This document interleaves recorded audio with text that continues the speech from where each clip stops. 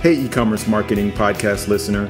I wanted to let you know that we have created a 6-month guide to marketing your e-commerce store. You can download this guide by visiting getosi.com/guide or by texting GetOSI to 33444. This guide will show you how to get more traffic, sales, and conversions for your online store.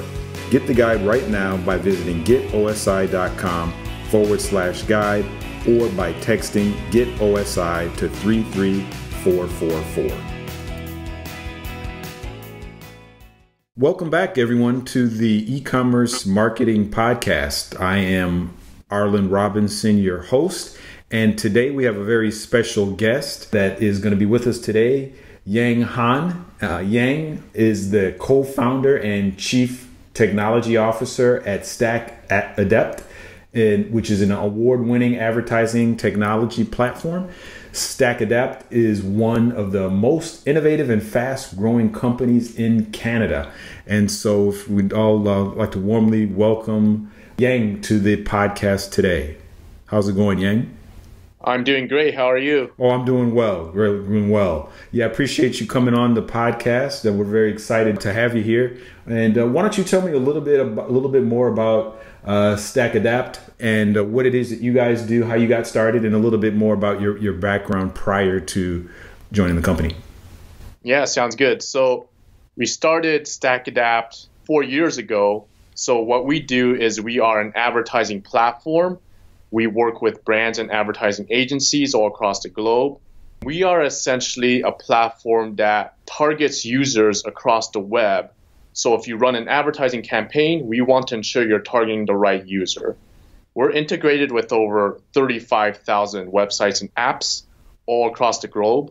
And it's done through a system what's called real-time bidding. So every time a user goes to a website, a real-time auction occurs, and we submit a bid for this user to try to show an ad to the right user. So let's say, for example, if Ford is one of our clients and they run a campaign with us, we want to ensure we're targeting users online that are interested in cars or buying a car. And we may look at their historical data, whether or not they've read about cars before or whether or not they purchased a car. So we utilize a lot of that data to ensure you're showing the ads to the right people online. Okay, gotcha. So it's really just kind of smart targeted marketing and understanding who the audience is. Yeah, and we deal with a lot of volume of data because we handle the traffic of over 35,000 sites. So our system actually handles requests around 200,000 times every single second. Mm-hmm. We have data on over 1 billion users online. Wow. Yeah, that's a lot of data, a lot of data to manage and be able to mine through. Very interesting. And are you one of the founders of the company? Correct. Yeah. So I'm one of the co-founders. We have 2 other co-founders, Vitaly and Ildar. Okay. Yeah, we started around 4 years ago. At first when we started, we didn't really have an exact idea of what we wanted to do. They came from an advertising background. I built a lot of different software before. I started a couple other companies.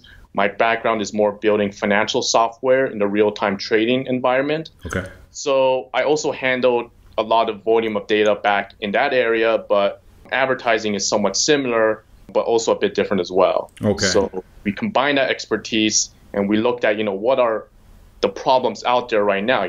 There's more and more data online that isn't being leveraged, and our focus is mostly on native advertising as well, which is like the type of in-feed units you typically see on Facebook. Right. 4 years ago, that was just starting out, but it wasn't prominent yet, right? So we wanted to make sure those type of ads that were more engaging, were distributed more everywhere across, all the different sites. Gotcha. Yeah, that definitely makes sense. Yeah, I definitely see where you guys were kind of thinking when you founded the company, and as you saw where everything is really headed, and with marketing, digital marketing in general. And that kind of brings me to my initial question. We hear a lot about AI these days, artificial intelligence, applied to a lot of different aspects of technology. So now, how really does AI benefit, digital marketing efforts specifically? Yeah, that's a good question. Well, digital marketing is fairly broad. You can apply AI in a lot of different areas when it comes to digital marketing. one of the most common ways that most ad platforms utilize, machine learning and AI is, for example, optimizing clicks. So making sure that you're getting as many clicks to your ad as possible. You can go a step deeper and try to learn in order to make sure that people are actually spending time on your site. So then you want to optimize the time on site spent on your site. And then finally, deeper into the funnel, you want to, use AI to predict conversions. Mm-hmm. You want to actually make sure people, after they see the ad and spending time on your site, are actually making the purchase, or they're signing up. Because at the end of the day, why do we use online advertising? We want to get an ROI from it, right? We want to make sure we're actually getting the right users onto our site that want to engage with us and want to use our product, right? Right. Yeah. Yeah, that makes sense. Our audience of our active listeners of the podcast are primarily, e-commerce businesses. And I know everyone out there that's running an e-commerce website. You mentioned a couple key things there as far as predicting, the conversions. How exactly does that apply? Like what exactly would that do for a business running an e-commerce website? And the fact that they can predict a certain conversion, what does that knowledge give them the ability to do? Yeah, well, let's start from the basics. So, let's say there isn't any prediction there. Mm-hmm. You have over 1 billion of users on the internet. Right. And you're running an ad campaign and you're trying to target people online. There's so many people out there. Who do you pick, right? Mm-hmm. Traditionally, marketers, what they did is they would select their targeting manually. So what they would do is they would say, I want people, who are, let's say they've read about certain keywords on a site, or let's say they're in this certain location, or I want to spend more money in this time of day. It's great, but that's all done manually, right? Right. But you have a lot of different data points you can look at. Now, everything you do online is tracked. When you go to a site, when you purchase something, that data is being stored somewhere, and that data is being funneled to a certain system. And an ad platform that can get a hold of as much data as possible will be able to utilize all these different, pretty much what we call features, into the system in order for us to figure out patterns, right? Because that's what AI does. It runs, statistical models across mass amounts of data in order to find relationships from there. So the more data it has on the actions you have online, the better automated decision making that it can make. Essentially, we want to connect and understand what type of users typically go to your site or view your product. Okay. So typically, for example, Facebook has what's called the lookalike audience, right?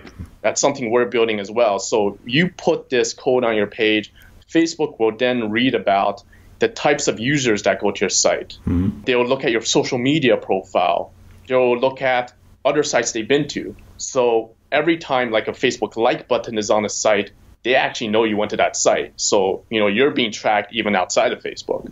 So if you combine all these data points together, the users that have been to your site, we can see what sites they've been to, what their media profile is like. Then Facebook will take this data and they'll come up with a model and they'll target similar users all across the internet that describe yourself. Yeah. Yeah, that's very powerful. We've done a little bit of advertising through Facebook internally here, and I know a lot of our audience members have as well, and familiar with the lookalike audience. And so, like you said, when you open that up and apply that to everyone online in all of the different areas, not only social media but everywhere the end customer could possibly be, it's really a tremendous opportunity to hone in on those potential customers in areas where you may not necessarily have thought about. Now, I know when you were talking a little bit about, what you guys do, and part of what you just said has to do with these tailored and kind of targeted marketing efforts. And I've recently heard more and more about this term, but what specifically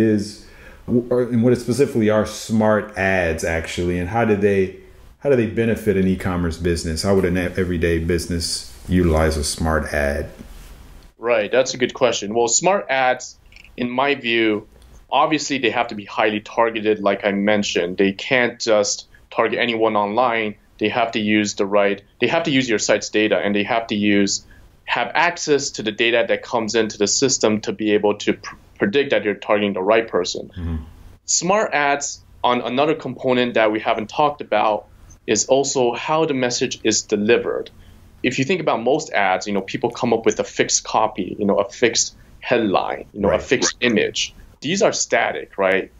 And you're showing the same message to everybody online. But if you think about it, everyone is a bit different.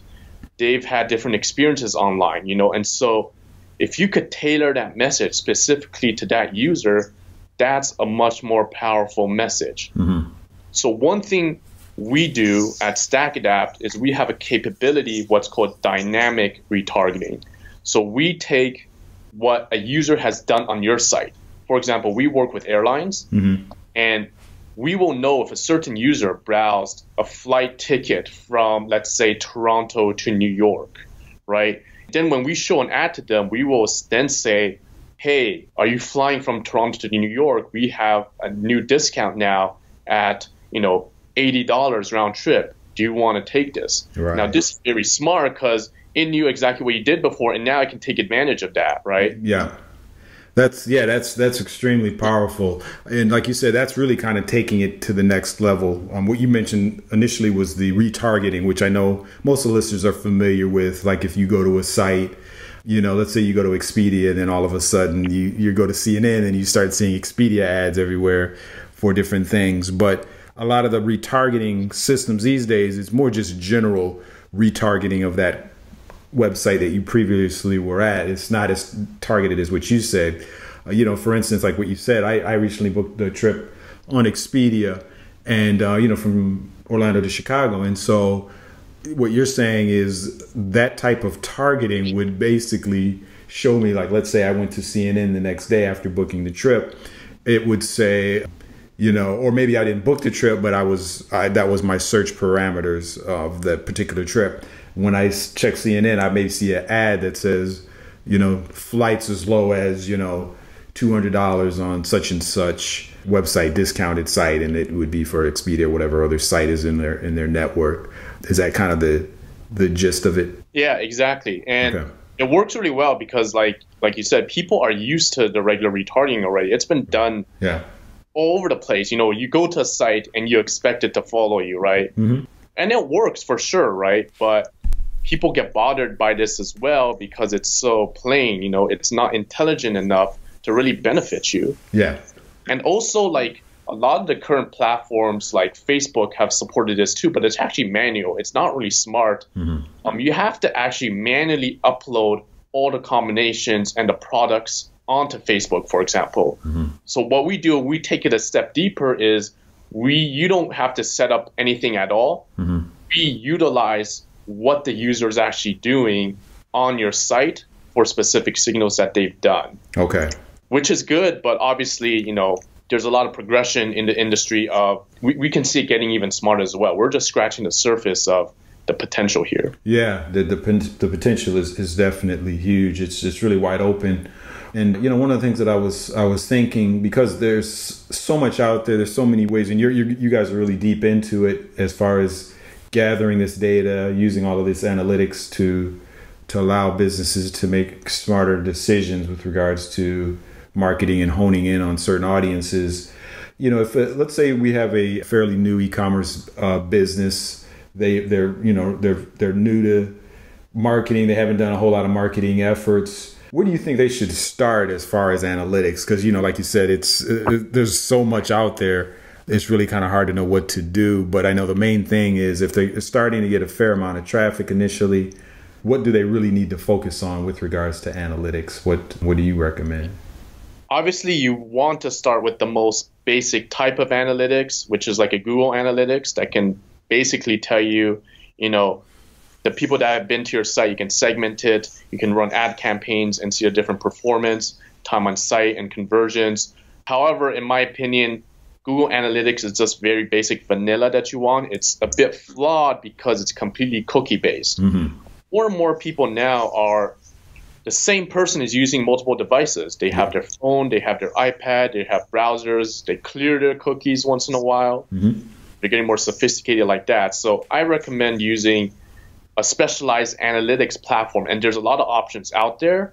I'm not an expert in the differentiators of them, so I won't give specific names, but use a cross-device analytics provider, they can give you better insights on the same user. Typically with Google Analytics, they may also assign the wrong conversion value to the wrong platform because it's cookie-based. And because, let's say, I saw a product through an ad. I clicked on it, I went to that ad. But later on, I went away, but I decided to go back there. I just type it in Google, and then I go back to that site. Well, Google's last attribution is going to say, well, actually the search caused this, conversion to happen, and it doesn't give any weight essentially to the original ad. So also use a conversion tracking provider that is more sophisticated and can break down the different ad platforms that the user went through the whole funnel. So you understand where you're getting the value from. Right. Yeah, that makes sense as far as what you said. I know, a company would want to start with the basics. And of course, like you mentioned, that Google Analytics is a great place to start, but you are a little limited with the fact that it's primarily cookie based. And that's really what the challenge is. And, maybe you can lend some insight into it. I know a lot of companies that are doing analytics, there is a challenge because, like you said, it's a new day these days because you have people with all these devices, whereas 5-10 years ago people had, before there was such an explosion of mobile devices and the internet, people just had a home computer and a work computer, and that's really it. And so it was fairly easy to track someone's online activity and what they're doing because it's usually between two devices and primarily their home device. A lot of times at businesses, because of work networks and restrictions, people aren't doing a whole lot of personal things on their work computer. So it's just, one computer, typically per household. So it's a lot easier. But, these days you've got people with a, cell phone, they have tablets, they have laptops and, multiple devices. So it really does become very tricky to really track someone's activity. And so, I really am curious as to the direction, the whole tracking is going to go, like what types of tools they're going to need to use, or what ways are we going to be able to pin down a user across all these devices, because you have these networks as well and people's IPs are going to switch. So I'm really curious where it's going to go. Do you guys have any insight as to what are going to be some key ways of tracking people? Yeah, well, it's obviously a huge problem, and a lot of companies are coming together to try to solve this problem. Obviously, the best data for cross-device on a user is deterministic based on logins. Okay. Now, Google and Facebook have, this data more than anyone else. For the rest of us, we have to leverage a lot of the more data you have, the better. Like for us, we predict this through the ad network system. Like I mentioned, we have 200,000 requests coming in every second. So we have continuous data on users. So we would do more statistical based on this history. So we have actually a universal ID, and we have the history of each IP, each cookie, right? Mm-hmm. We would use machine learning to look at, behaviors we've seen before, and then we would say, is it likely that this IP is connected to this mobile app device ID? If so, then they're likely the same person based on machine learning, based on a lot of statistics, right? Gotcha. Obviously, there is margin for error for that, but the more data you have, the more accurate you're going to be. And then you can mix that in with partnerships with companies that have login data, but it's very fragmented there. Yeah, well, that is. And it is a challenge, but like you said, the more data, the better. And then having these relationships with a lot of these ad partners, you're able to have different algorithms, like you said, where it can make a prediction based on somebody's activity and based on their IP, where it may not be 100% certain. It can definitely help really, pin down what, who that particular person is to make sure these advertisers are really getting the most kind of bang for their buck. Yeah, and it's definitely more accurate than not using it at all. If you're just using cookies, it's getting less and less accurate. Apple has completely, changed their stance with cookies on mobile devices. It's hard to track there now. So yeah, these methods, we're starting to see a lot more improvements in the industry in making it accurate. So it's definitely getting there. Yes, yeah, definitely, for sure. Well, Before we close things out here, we always ask one question of our guests on the podcast here, and that is, what do you think is the one thing that an e-commerce business can do right now, to help their business grow, get traffic, and get sales? Good question. Well, I think it really depends on what stage you're at. I am going to, cheat a bit and say it's not one thing, but if you don't have anything at all, start with the most simplest type of advertising, which is, retargeting or dynamic retargeting. If that works well and you have a positive ROI, move on to the lookalike targeting from Facebook and Google, the intent-based targeting based on their search data, based on product, history. If that works well, then you can go one level up to more lessly targeted, methods. And if even the basic dynamic retargeting doesn't work, then advertising probably isn't the right time right now. You probably have to change the positioning, of your product or your site in how it's presented or marketed, right? Because you have to differentiate, how you sell and what your product is to really make it be able to scale in the first place, right? Once you have something great, then it's time to scale. Sure, definitely. And I think what you said up front is key. It really does depend on the stage that you're in with your business, because things that a startup would do is definitely going to vary from, business that's, 3 and 5 years into it. So that really is key. You really have to see. So it's really just not a one size fits all when you're thinking about marketing. It's you really got to look at a lot of different factors, and that is really the main thing. Well, Yang, I really appreciate you joining us today on the e-commerce marketing podcast. It was definitely a pleasure. If any of our audience listeners or members are interested in getting in touch with you, how do they go about doing that?